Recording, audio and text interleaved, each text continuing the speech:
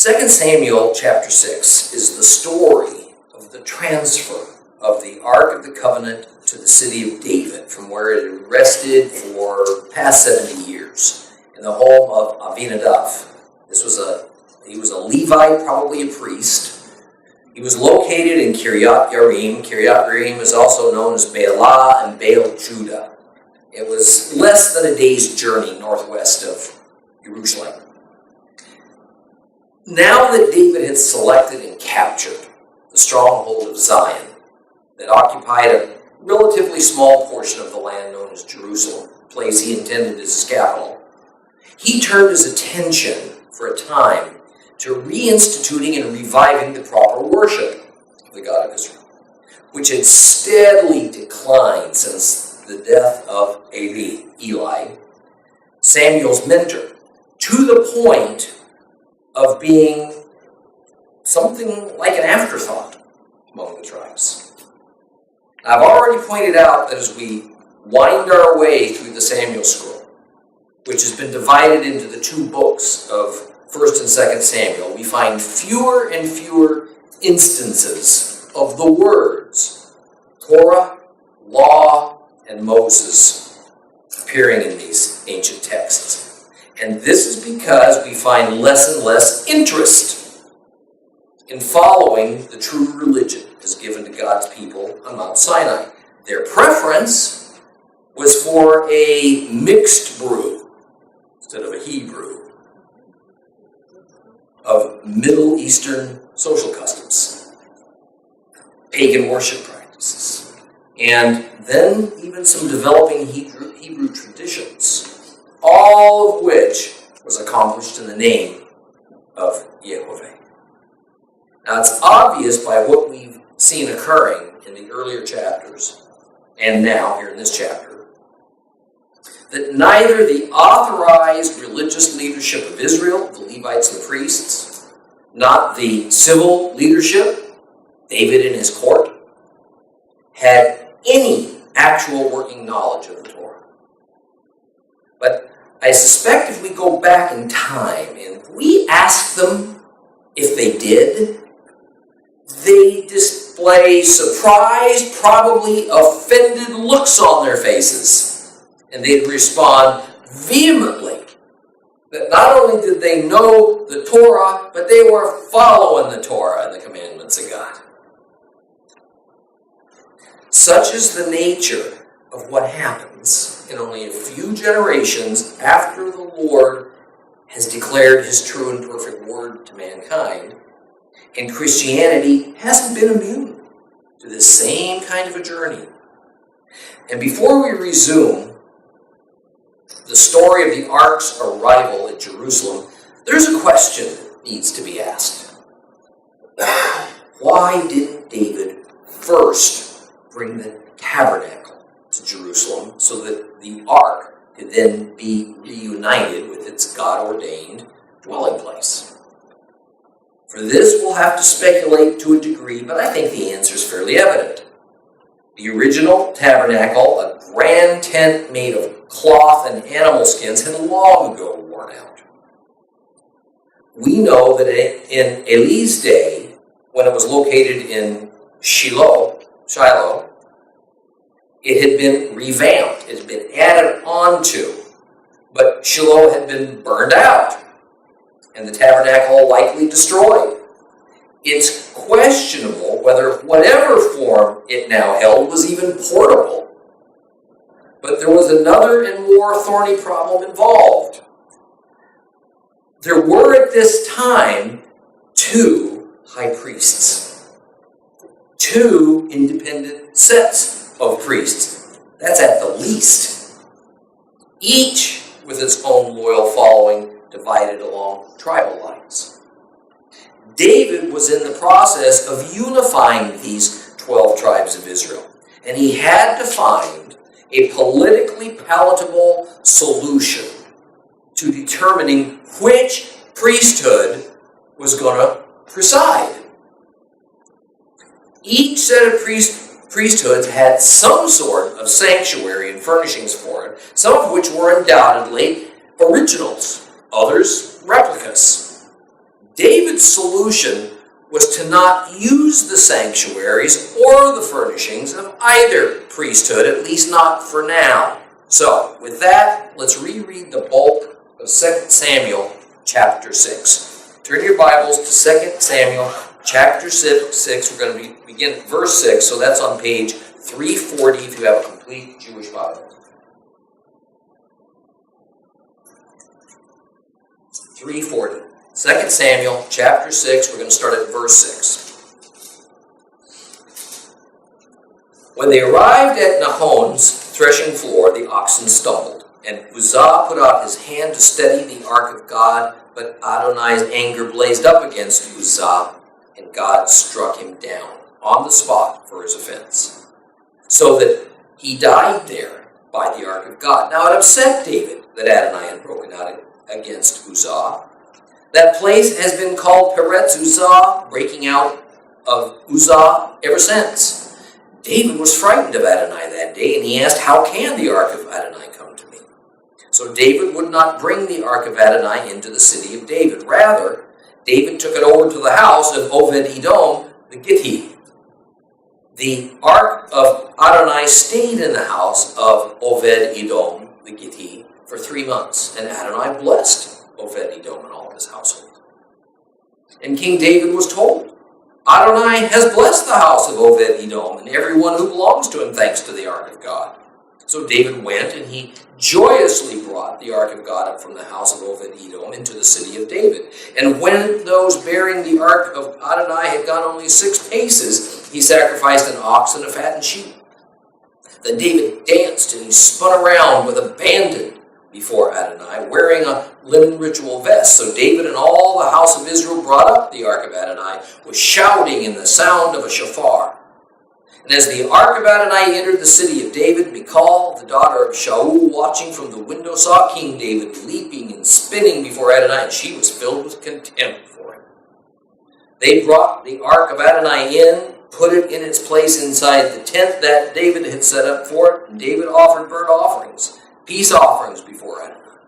And when David had finished offering the burnt offering and peace offerings, he blessed the people in the name of Adonai Sabaoth. Then he distributed to all the people of Israel, to everyone there, both men and women, a loaf of bread, a portion of meat, and a raisin cake, after which all the people left for their homes. And when David returned to bless his household, Mikhal, the daughter of Saul, came out to meet him and said, "Such honor the king of Israel earned for himself today, exposing himself before his servants' slave girls like some vulgar exhibitionist." David answered Mikhal, "In the presence of Adonai, who chose me over your father and over everyone in his family to make me chief over Adonai's people over Israel, I will celebrate in the presence of Adonai. I will make myself still more contemptible than that. I'll be humiliated in my own eyes. But those slave girls you mentioned will honor me." Mikhal, the daughter of Saul, remained childless until the day she died. We saw last week that at least 3 serious violations of the Torah law had been committed by David and his entourage as they journeyed with the ark to Jerusalem. First, they put the ark into an ox cart, instead of having it carried on the shoulders of Levites from the clan of Kohath. Second, one of the Levites accompanying the ark touched it when the oxen stumbled, causing the cart to lurch, and believing that the ark might tumble onto the ground, Uzzah just instinctively put out his hand to steady it. He died instantly for this infraction against God's holiness. And third, David and the 30,000 participants held a wrong attitude in their minds about the nature of this occasion. We find that they celebrated the return of the ark in a frivolous, party-like atmosphere, rather than with a more appropriate, solemn, and reverent mindset. But ultimately, it was Uzzah's startling death that unnerved David, causing him to postpone the completion of the ark's journey to Jerusalem. And in verse 8, we're told that Uzzah's death at God's hand made David upset The Hebrew word is chara. It means to be hot, it means to be angry. And as we've gotten to know David a little bit, I think a good word for this probably is frustrated. Despite what many women might think, men actually do have emotions, many of them. But although the array of inner emotions is substantial, the outward display of emotions, especially for warriors and strong leaders like David, is often simply reduced to anger. What exactly was David so hot under the collar about?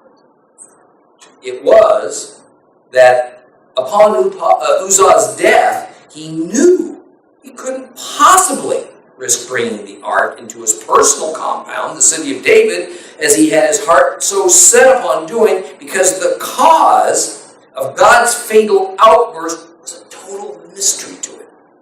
He just didn't understand it. Now, I said it in the opening part of the lesson that David had no working knowledge of the Torah, and here's yet another proof. If David knew the law, he would have instantly known why Uzzah died, because he touched the ark. And if the Levites had known the law, they could have explained to David why Uzzah died, and this didn't have to reoccur, and there didn't have to be any fear. But since ignorance was running rampant at the moment, an abundance of caution was the wisest course of action, it seemed. Well, this death occurred at a place that is described as Goren Nakon. That means the threshing floor of the stroke. And after the incident, the place was memorialized. It was given a formal name, Peretz Uzzah, meaning bursting out against Uzzah. And David decided that while he wouldn't send the ark back to Kiryat Yearim, he would put it in somebody else's charge for the time being. Although it doesn't say why he chose this course of action, the reason's pretty obvious.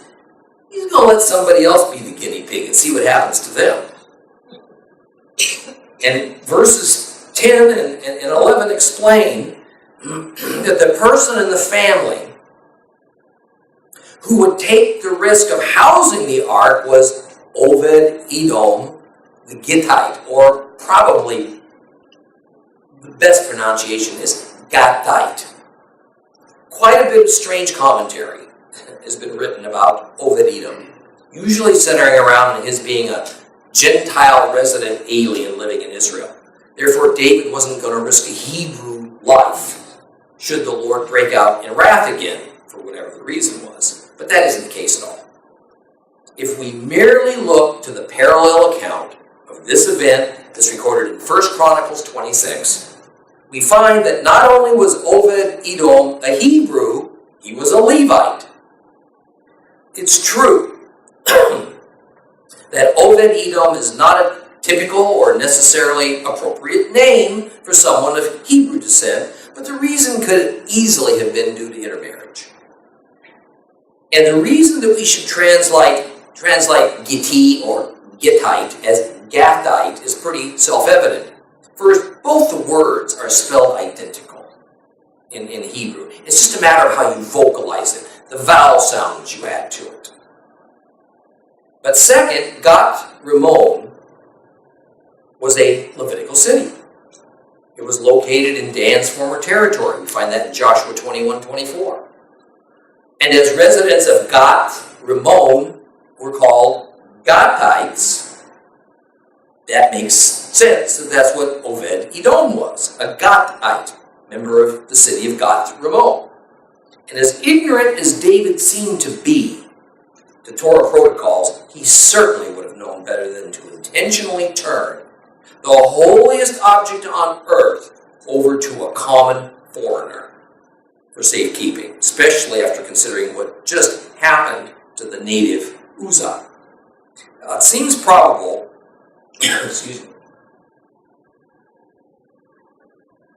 that this Levite, Obed Edom, lived in greater Jerusalem, outside the walls of the city of David. Because later on we're going to see it was only a brief journey from his house into David's compound. After a period of 3 months, word came to David that not only had this Levite and his family not been harmed with the presence of the ark in their home, they'd been greatly blessed. What was the blessing that they received? Well, as we discover in 1 Chronicles 26, there is a list of 8 sons assigned to Obed-Edom's household. So likely this great fruitfulness of male children was regarded as a supernatural blessing that was due to the presence of the ark. That was enough for David. He wanted that blessing to fall on his household. I also suspect that during the 3 months, some Torah study was probably accomplished as well. Because in David's next attempt to bring the ark into the city of David, a lot of the earlier errors were corrected. Verse 12 explains that this time David joyously went to bring the ark home. The Hebrew word is simcha, and it speaks of an inner joy, a reverent kind of joy. Thus, we have the context for what comes next. That David danced before the ark, wearing only a priest's ephod. In other words, when we picture this procession of all the musical instruments, the singing, the dancing, the attitude was much more appropriately pious. Even if we modern believers might have some personal inhibitions, some feelings about various kinds of outward displays of worship and praise, it's the intent and it's the attitude of the worshiper that matters to the Lord. Honestly, all the rest of it is just our own personal hang-ups. And we shouldn't run around judging others for it. Verse 13 explains that the ark was borne by people. That is, it was carried instead of being transported in a ox cart, like it was cargo. Further, that after going only 6 paces, David sacrificed an ox and a fattened sheep.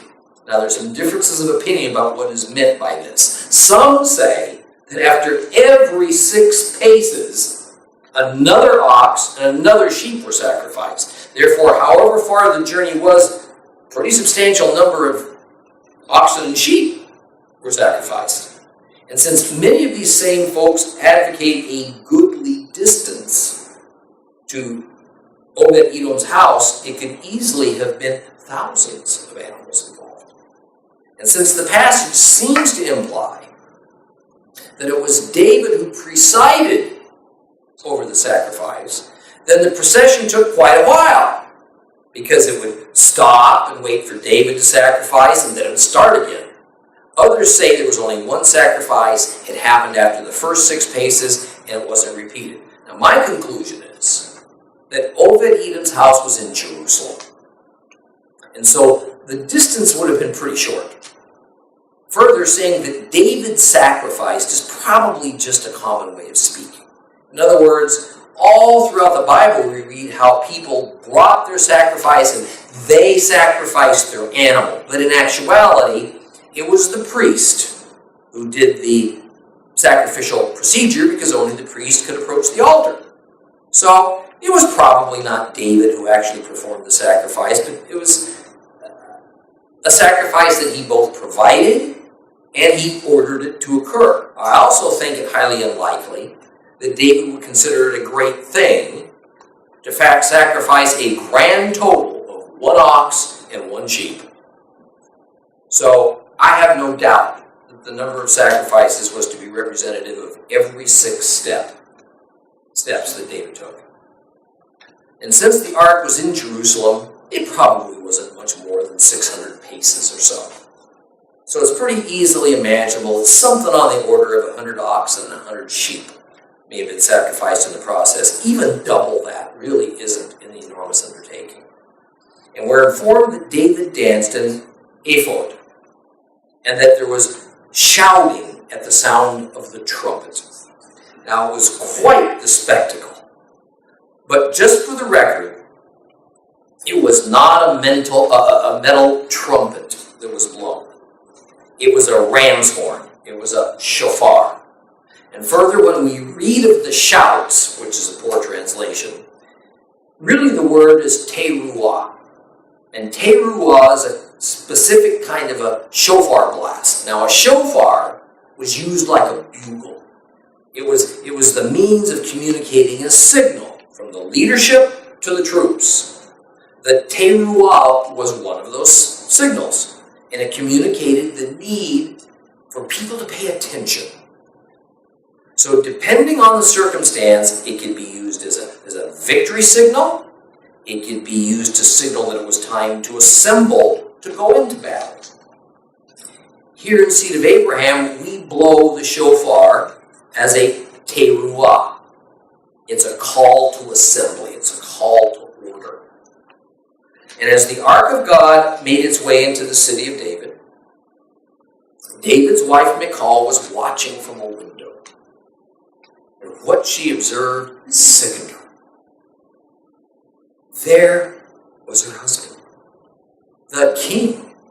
He was whirling and twirling, and apparently in a way that to her thinking was quite immodest, if not downright embarrassing. But even more, to her mind, it just wasn't appropriate for a king to behave in this kind of a manner, especially so publicly. Now, the rabbis have noticed, quite rightly, that the scriptures don't refer to Mikhal as David's wife. Rather, she's called King Saul's daughter. Well, we're going to pick up that thought again momentarily. So the ark was placed inside the tent that David had prepared for it. And now there's a lot of argument about the nature of this tent that often stems around the English translation of tabernacle. Some commentators prefer to translate this verse as tabernacle instead of tent. And they say that this is proof that either the remnants or some facsimile of the Wilderness Tabernacle was previously brought to the city of David. This is what the ark was going to be placed in. The term tabernacle is used, for instance, in the King James Version and in some older European era produced versions, and it ought not to be there. That's a bad translation. The Hebrew word used is Ohel. Ohel. It means tent. Ohel is a generic term. It indicates a common tent that a shepherd might use. The word for tabernacle, in the sense of it being a holy place, is mishkan. That word's not present in this passage. We're going to get a little clearer sense about the structure and nature of this tent in the next chapter. But it's entirely clear this was not the tabernacle, or any tabernacle. This was not a mishkan. It was an Ohel. Now, next we're told that David offered burnt offerings and peace offerings before the Lord. Now, this sentence, when addressed in Hebrew, tells us a lot. First, the phrase, before the Lord, means before the place where the ark is present. Second, there were two distinctly different categories of sacrifices that were offered in this passage, the olah and the shlamim. The olah is essentially the highest sacrifice, and with this kind, all the meat is cut up, it's thrown onto the altar to be burned up to ashes. Nothing is left over. The idea is it's all given to God. The other kind of sacrifice mentioned is a shlamim, the so-called peace offering. For our purposes, the importance is that only some of the meat gets burned up on the altar. The bulk of it goes to the worshipers and to the Levites. Originally, no meat could be eaten that was not first part of the sacrifice. Later on, that command was relaxed. Thus, if a person wanted meat to eat, they certainly wouldn't offer an olah sacrifice, because in that kind, all the meat gets burned up. So Hebrew history shows that shlamim sacrifices were overwhelmingly offered more frequently than any other kind, because the person who offered it received most of the meat back, usually for a planned banquet. Now, this understanding of the sacrifices also helps us with the next verse, which says that next, to commemorate this day, David distributed food. He distributed a loaf of bread, raisin cake, and a portion of meat to every last Israelite in attendance. Now, there would have been thousands of people involved. Where would the meat have come from to give to all these folks, since meat was still a pretty precious commodity? It wasn't part of everybody's daily diet. From the shlamim sacrifices. In fact, there was no other liturgical reason for these peace offerings than to supply the meat for this happy feast to celebrate the arrival of the ark. Another interesting tidbit's unearthed when we look at the original Hebrew. The bread that was baked and given away in great quantity was unusual. Various translations say it was a ring of bread, some say it was a cake of bread, or even cake that was made in a pan. Depends on what version you use. The words are challah lechem, challah bread. This is the traditional bread used on Shabbat. Or as we have made it a seed of Abraham tradition, it's also served at all of our feast fellowships, except, of course, for Passover. It's a bread reserved, generally, for a festive occasion. And as the celebration was winding down, David went to his palace, or at least to the building that housed his harem, in order to offer a traditional blessing over his household. Immediately, an incensed Mikhal confronted him. In the most sarcastic tone, she verbally attacks David for what she sees as his unseemly behavior as the leader of the procession of the ark. She's particularly upset because he supposedly exposed himself, even to his servants' slave girls, as he danced in a priest's ephod. There's a number of things we can take from this section of chapter 6. First, there is some modern-day argument, as well as some rabbinical commentary, that says that David didn't really expose himself like that. Rather, it was that he was merely immodest, at least immodest for a king. Unfortunately, that interpretation doesn't hold any water, because the Hebrew word used to describe his immodesty is galah. And galah means to uncover nakedness. It's a term with built-in sexual overtones. And so to say his private parts became exposed at times during his dancing is utterly inescapable. That's what it's talking about. Second of all, when Mikhal said he exposed himself to the servants' slave girls, there are two things being communicated. Notice that these slave girls are said to belong to the servants. They were servants, so to speak. So these are the lowest class of people possible to serve in a palace. And the idea is not that these are the only people who saw David's nakedness. It's just that as bad as it is, that the tribal elders and leaders might have seen David like this, and that some of the common townspeople might have caught a little glimpse, nothing could be more demeaning than for a servant's slave girls to have had such a privilege that, after all, should only have been reserved for the eyes of David's wives. Third, Mikhal wasn't so concerned for David's modesty as she was for herself. She was humiliated because she was the daughter of a king. Notice, not the wife of a king, King David, but the daughter of a king, Saul.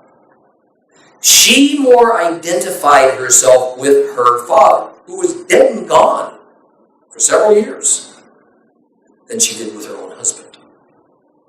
And biblically speaking, that is a spiritually wrong attitude and a breaking of the commandment for a married couple to leave their mothers and fathers and be joined together as one. But it also shows that Mikhal had retained that certain arrogance that most family members of a king have.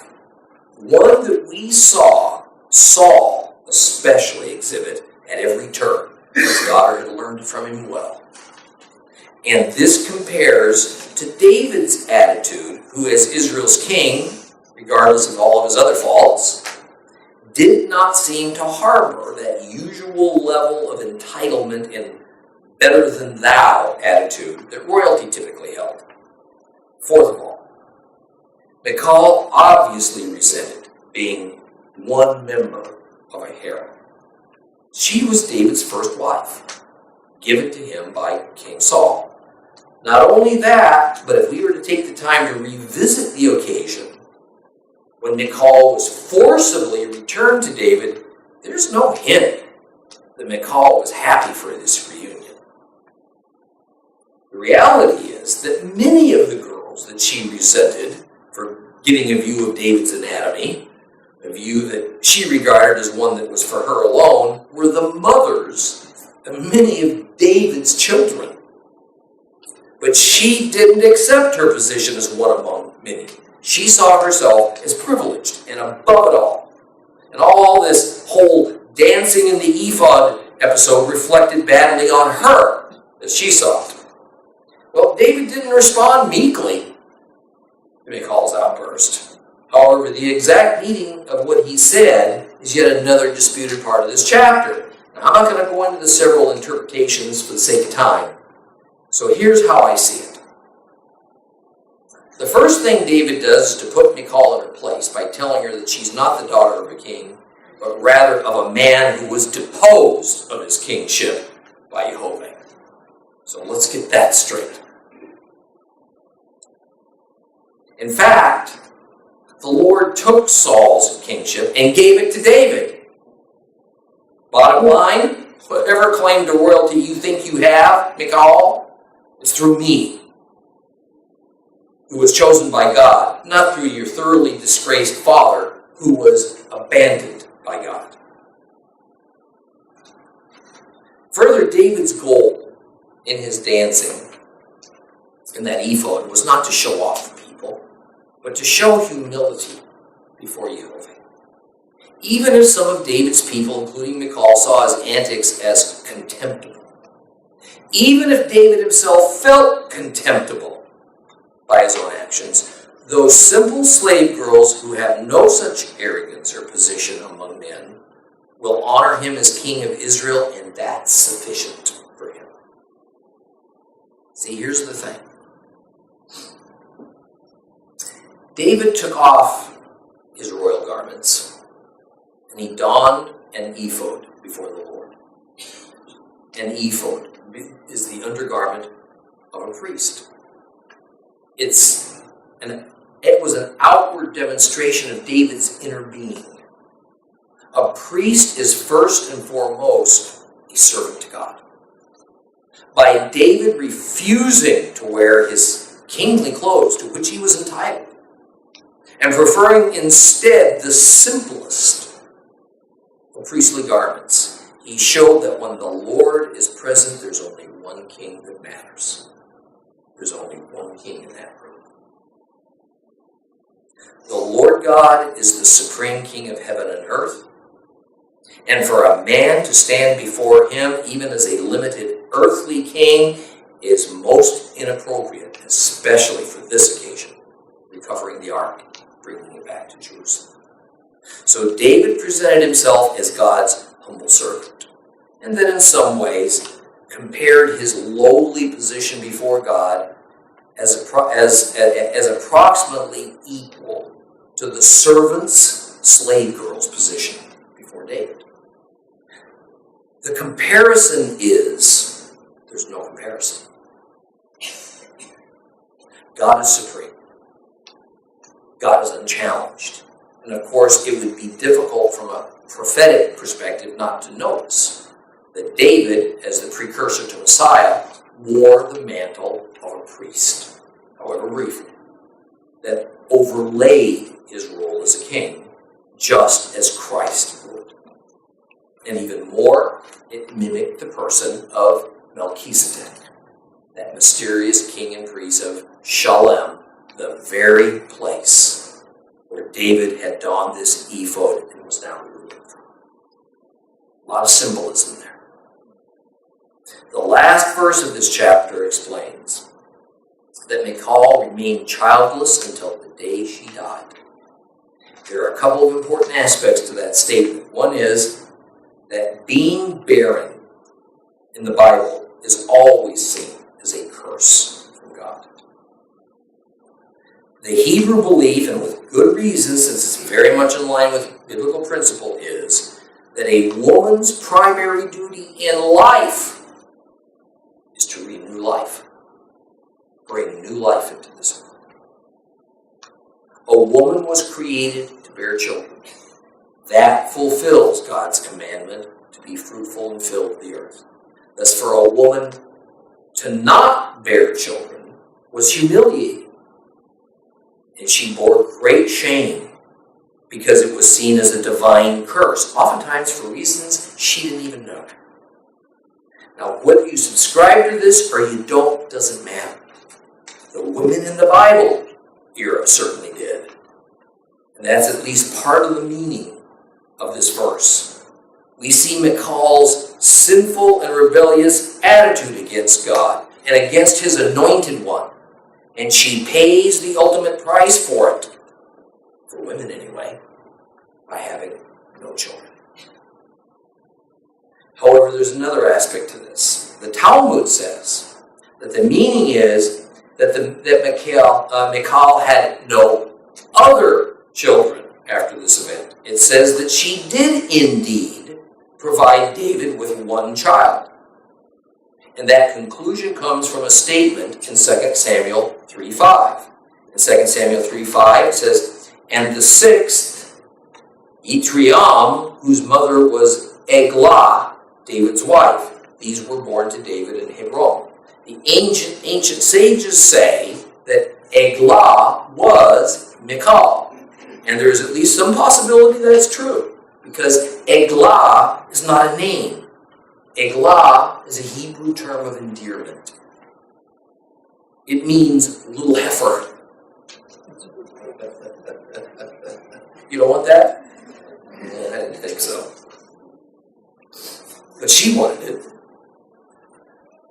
And while that may not be a title modern Western women would want, it was considered an affectionate thing in days gone by. Now I'm going to leave it up to you to decide if you'd like to adopt that nickname. Anyway, the evidence is too incomplete for me to come to any definite conclusion about this, but it has the ring of truth. Well, we're going to move on to chapter 7.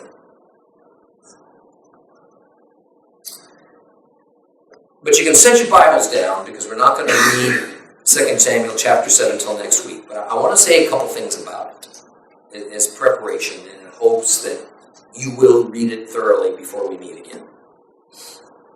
2 Samuel chapter 7 is one of those where entire books have been written about just this chapter.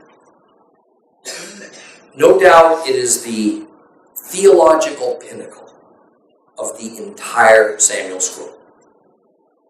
So the academics that follow the literary criticism discipline of Bible exposition, which just might be the majority of modern Bible scholars, have major misgivings about it. There are many reasons in their repertoire of reasons to claim that this chapter is very nearly, if not an outright, fraud. Some say that this was a very late insertion that was done well after the Babylonian exile by a Deuteronomist. A Deuteronomist is a theoretical writer from ancient times who found various reasons to prove a point on a variety of theological positions, so he or they rewrote some of the ancient scriptures to their suiting or merely added or deleted entire sections.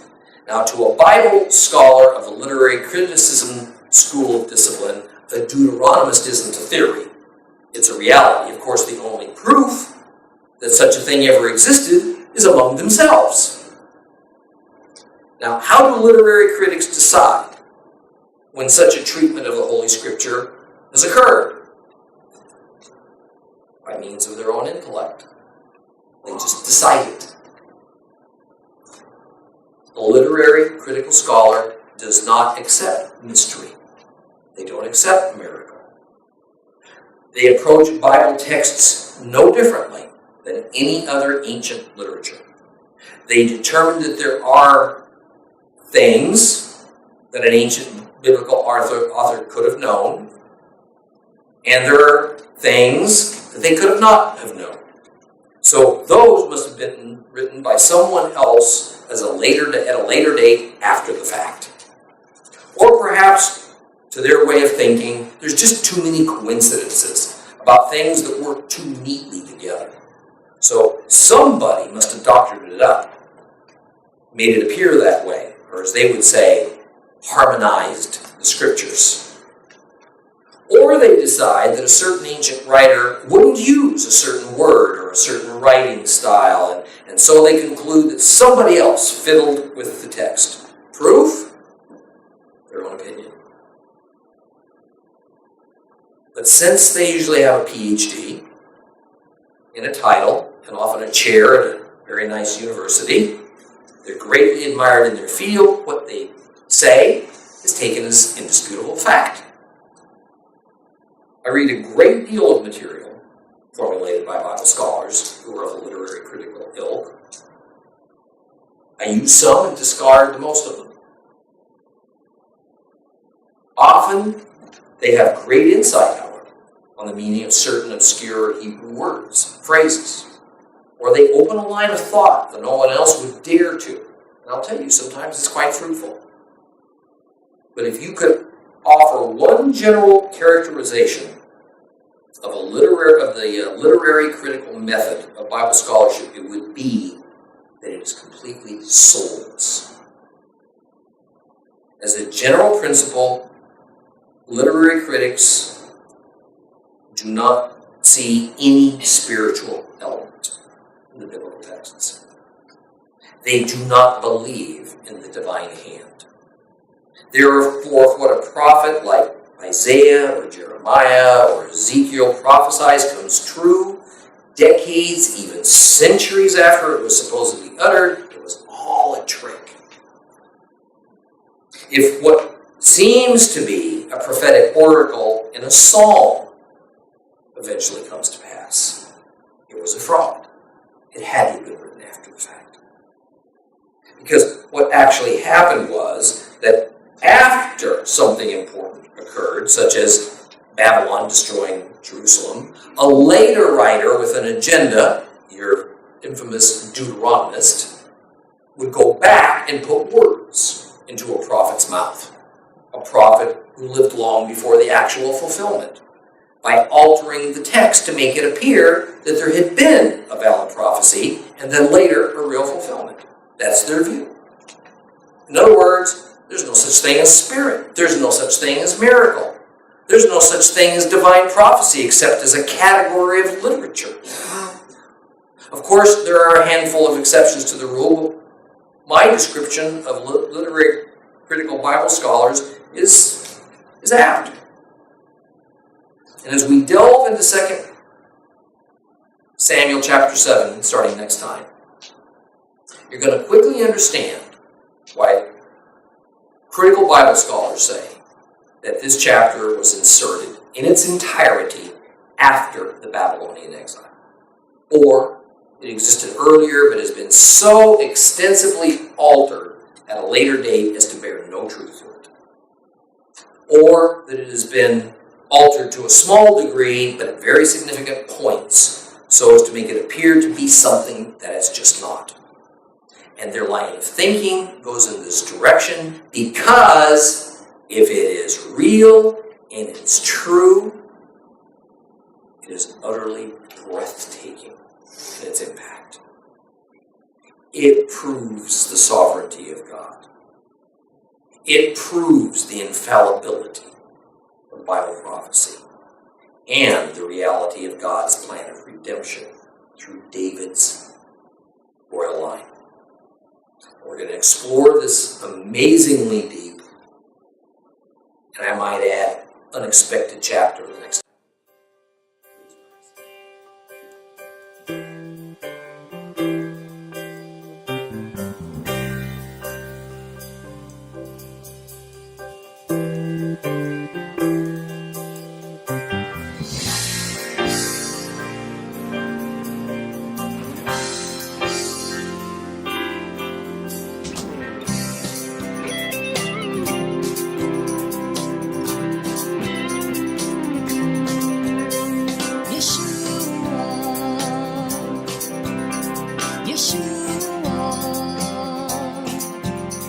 Yeshua.